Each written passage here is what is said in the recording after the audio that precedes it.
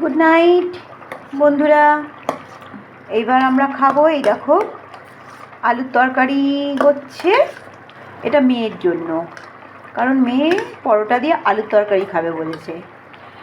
ইন্ডাকশানে হচ্ছে আর এই পরোটা ওকে গরম গরম বানিয়ে দিলাম, পড়ে চলে এসেছে, এবার খাবে।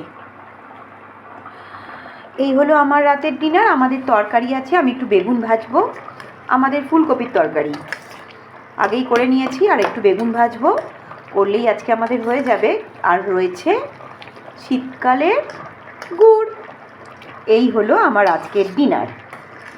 এখন টাটা, রাখি।